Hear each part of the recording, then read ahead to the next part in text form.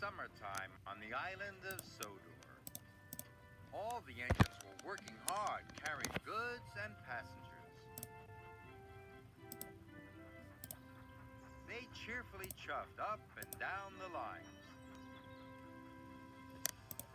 All except Edward. Edward was worried. He wheezed as he puffed, and steam hissed out of his cylinders. One morning, Sir Topham Hatt came to the sheds. He had an important job for Edward. "A special delivery of fruit and vegetables is coming to the docks today," he told him. "I want you to take it to Knapford." "Yes, sir," said Edward, but he was worried about his wheeze. It felt worse today. "Thomas, you ought to go to the docks and shunt Edward's freight cars.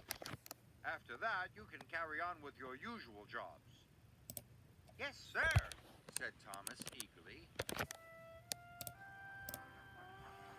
Thomas and Edward puffed to the water tower. Edward tried to stop wheezing, but he couldn't.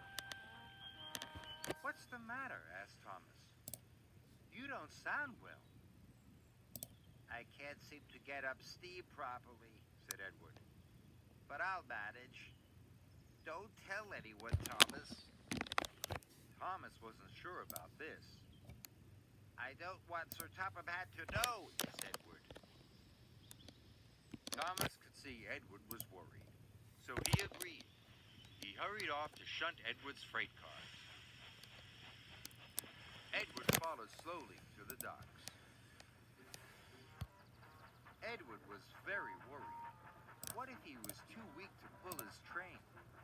He would be of no use to the railway. He wouldn't be useful at all. Edward shuddered at the thought.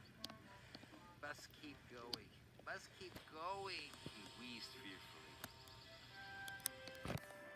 At the docks, Thomas had shunted Edward's freight cars into place for him. Soon, Edward was coupled up and ready to go. "Go on, Edward, you can do it," called Thomas encouragingly. Edward puffed as hard as he could. The train hardly moved at all. "I'm sorry, Thomas," Edward wheezed miserably. "I'm not a really useful engine anymore. The Topham Hatt will have to send me for scrap." Thomas was very upset. He wanted to help Edward.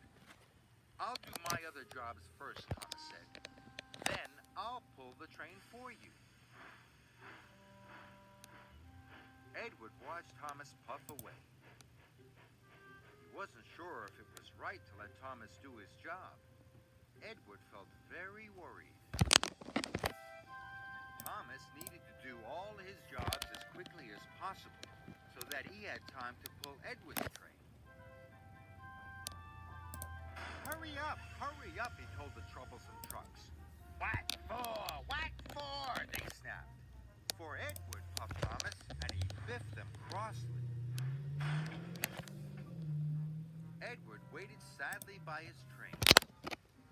He hoped Thomas would come back soon.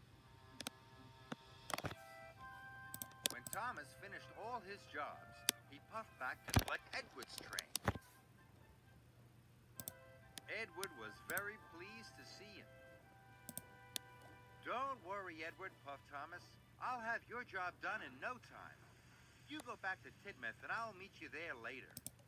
"Thank you, Thomas," wheezed Edward. And Thomas pulled away with a long line of freight cars. Thomas was tired. He had been working all day, and Edward's train was very heavy. But he was determined not to let Edward down. Sir Topham Hatt was talking to Gordon as Thomas puffed in.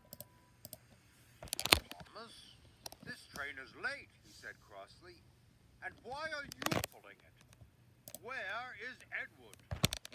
Thomas didn't want to get Edward into trouble. He had to think of an excuse. Well, Edward took on the wrong sort of coal, sir." "The wrong sort of coal?" boomed Sir Topham Hatt.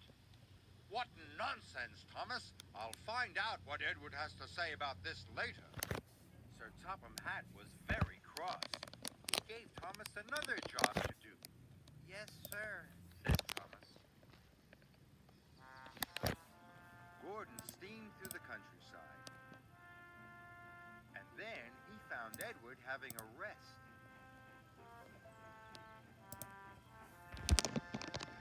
What's all this about the wrong sort of coal? Puffed Gordon. Edward looked puzzled. The wrong sort of coal? Gordon told Edward all about Thomas and Sir Topham Hatt. Edward felt very bad. He wanted to put things right. He decided he must go and see Sir Topham Hatt straight away.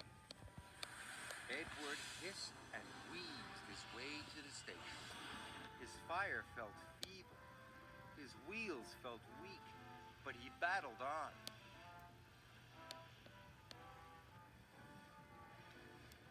At last, Edward puffed into the station. He found Sir Topham Hatt.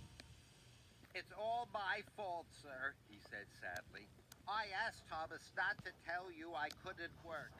I was afraid of going for scrap. I'm very sorry.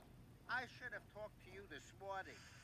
"You should always tell me if you have a problem," said Sir Topham Hatt. "You are a loyal, hard-working, and really useful engine. I will send you to the fitters' yard straight away. You'll soon be as good as new." Edward was very relieved, and Thomas was very tired from his extra work, but they both agreed, even when it's hard, it's always best to tell the truth.